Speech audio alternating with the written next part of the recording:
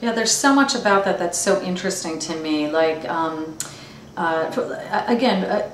for example, the menstruation argument. For mothers who never talk to their daughters about the mechanics of menstruation, or just really were uncomfortable about it 100%, those women grew up with terrible stories about getting their first period, thinking that they were dying, thinking they were sick, or possibly you know, only learning what they learned from school, relying on that as, you know, their possible only source, or maybe what they read in Are You There, God, It's Me, Margaret, or, you know, some kind of like some story that typically girls around that age read.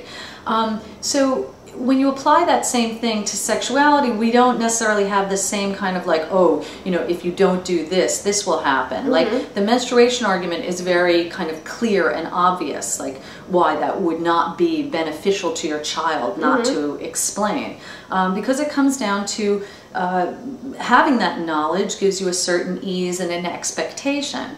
But sexuality seems so loaded. There's so many different components to it, and what we might want to say and not want to say. For example, one of the things you talked about is imparting your views about homosexuality. One of the questions I was caught off guard by was when my daughter was very young and she asked why her friend had 2 moms.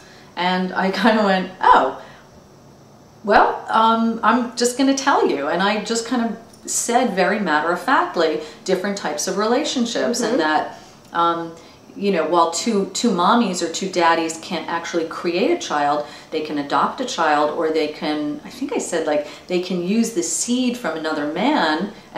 You know, it was like I got into like the mechanics of it, and then the emotional part of it, that people can love each other in different contexts or in different variations. Such an important message. And that's my personal thing. I mean, I don't, you know, I'm certainly not expecting anyone watching to share the same view and impart the same thing to your children.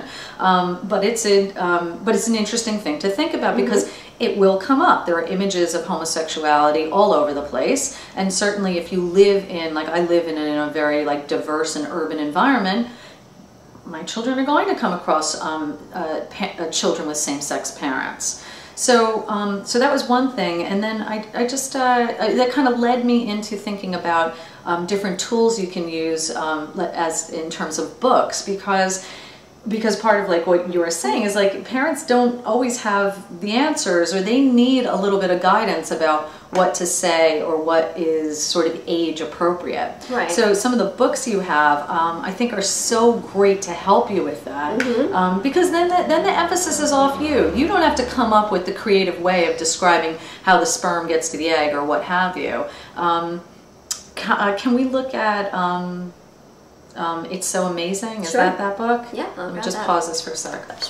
Okay, so this is It's So Amazing, the book I was just mentioning that Amy had recommended in her workshop, and I love it. It's like fun, colorful cartoon drawings describing all that. This is like the egg and all the sperm around it, and they're all saying things like, "Wow, she's beautiful, she's magnetic," you know, and it's it describes it in a way that's really clear and easy for children to understand. And here, interestingly, is a little illustration. I don't know if you can see that, but it's a door in front of the egg and the sperm kind of knocking against it, and the egg is saying, "Sorry, you can't come in right now." So that's an interesting way of illustrating that the notion of birth control, you know, may not be completely what you have to speak about at that particular moment, but it's introducing the concept of contraception.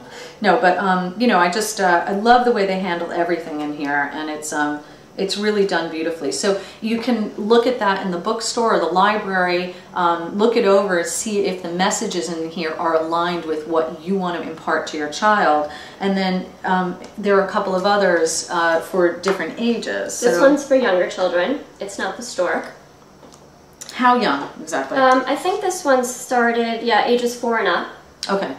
Okay. And that's just a recommendation. I mean, you know, the thing with these books, I mean, Roby Harris and Michael Emberley does the illustration, but they're so smart in the way that they did these books, because kids can look at the pictures, they can grow up learn like reading the captions. They're gonna you know, whatever their eye catches, they're gonna read. And so these books, you know, really can take them well through adolescence, which is so great. This is the one for older kids. It's Perfectly Normal, probably starting about age, I think 12-ish. 12, okay.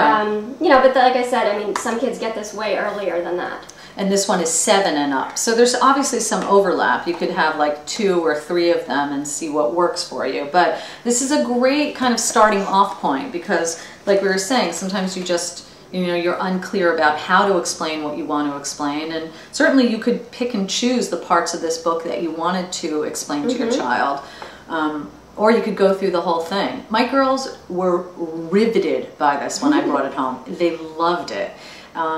And couldn't get enough of it. Now, one mistake I made was I left it out on the table, and one of my daughter's friends, then this is like an interesting thing to talk about. One of her friends came over and started looking through it and was flabbergasted. She didn't know any of this stuff. My girls were already familiar, as I said, because of childbirth. They were familiar with some of the mechanics. Anyway, the point was that keeping this to yourself and really kind of keeping this as a private thing is important. And you also, I would think you might want to tell your children, like, don't share this book with your friends because maybe their parents don't agree with the same sort of time frame that you have for, for delivering this information. This could, create a rift between parents whose child is in your care or is visiting with you.